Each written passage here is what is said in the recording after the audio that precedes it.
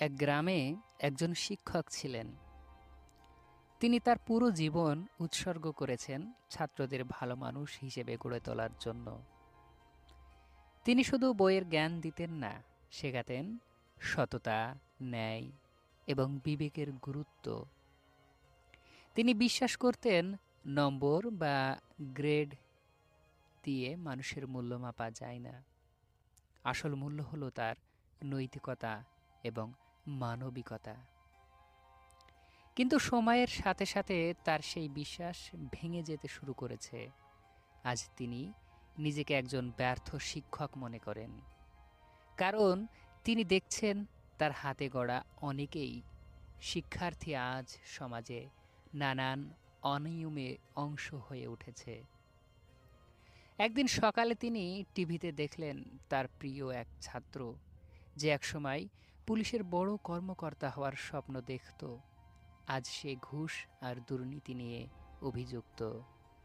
এই খবর দেখে তার হৃদয়ে রক্তক্ষরণ হলো।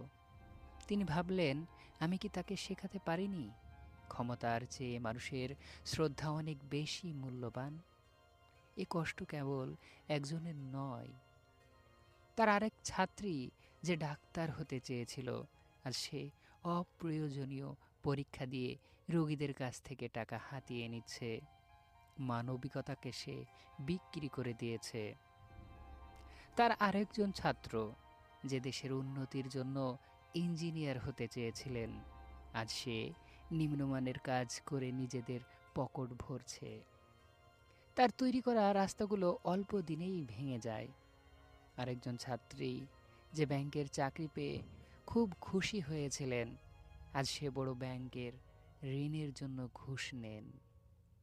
আরেকজন ছাত্র, সে একসময় মানুষের সেবা করতে চেয়েছিলেন, আজ সে রাজনীতিতে এসে সে নিজের স্বার্থ পূরণ করছে। এসব দেখে শিক্ষকের রাতের ঘুম উধাও হয়ে গেছে। তিনি ভাবেন, আমার শেখানো ভালো কথাগুলো কেন তাদের জীবনে কোনো প্রভাব ফেলল না। তিনি জানেন এই সমস্যার জন্য তিনি একা দায়ী নন, এর কারণ আরও গভীরে। যখন শিশুরা দেখে তাদের বাবা মা অসৎ উপায়ে দ্রুত সফল হচ্ছেন, তখন তাদের কাছে সততার গুরুত্ব কমে যায়। সমাজে যখন অসৎ ব্যক্তিরা ক্ষমতায় আর প্রতিপত্তি পায়, তখন তরুণ প্রজন্ম মনে করে অসততাই সাফল্যের একমাত্র উপায়। শিক্ষা ব্যবস্থা আমাদের এখন শুধু ভালো ফলের পেছনে ছোটে, মানবিকতা এবং নৈতিকতার শিক্ষা সেখানে গুরুত্ব পায় না। শিক্ষক নিজেকে ব্যর্থ ভাবলেও তিনি এখনও আশাবাদী। তিনি বিশ্বাস করেন এই পরিস্থিতি বদলানো সম্ভব। তিনি তার বাকি ছাত্রদের জন্য এখনও স্বপ্ন দেখেন।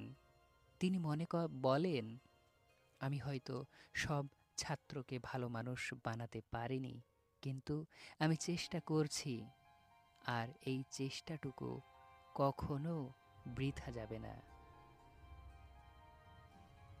এই গল্পটি কেবল একজন শিক্ষকের নয়, এটি আমাদের সবার।